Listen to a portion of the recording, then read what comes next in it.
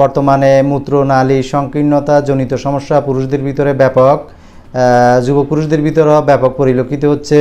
40-এর কম বয়সের 25-30 বছর বয়সের যুবকদের ভিতরে বর্তমানে মূত্রনালী সংকীর্ণতা জনিত সমস্যা ব্যাপক হারে বৃদ্ধি পেয়েছে।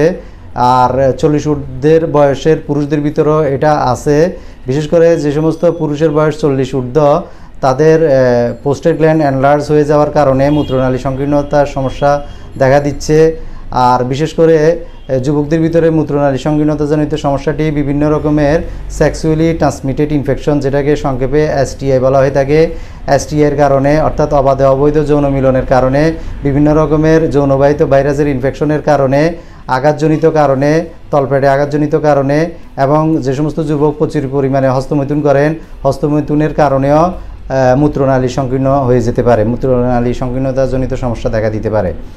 এই মূত্রনালীজনিত সমস্যা দেখা দিলে আপনারা অবশ্যই হোমিও চিকিৎসা গ্রহণ করবেন। আপনারা সচেতনভাবে জীবনযাপন করবেন, খাবার দাবার ঘুম ঠিক রাখবেন, প্রচুর পরিমাণে পানি পান করবেন, ভিটামিন সি প্রচুর পরিমাণে গ্রহণ করবেন। এবং মূত্রনালীজনিত সমস্যা দেখা দিলে যদি প্রস্রাব স্লো হয়, প্রস্রাব করতে কষ্ট হয়, তাহলে আপনারা PVR যেটা পোস্ট ভাইরাল রেসিডুয়াল এই পরীক্ষাটি করবেন।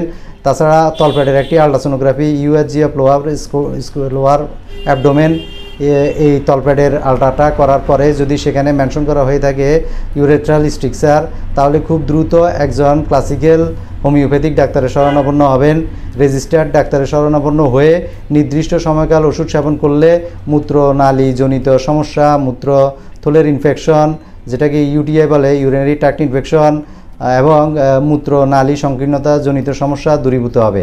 কোনো রকমের সার্জারিবিহীন, বিনা সার্জারিতে ওষুধের মাধ্যমে, বিনা পার্শ্ব প্রতিক্রিয়া ওষুধের সেবনের মাধ্যমে, নির্দিষ্ট সময়কাল ওষুধ সেবনের মাধ্যমে আপনার মূত্রনালীর সংকীর্ণতাজনিত সমস্যা দূরীভূত হবে ইনশাআল্লাহ।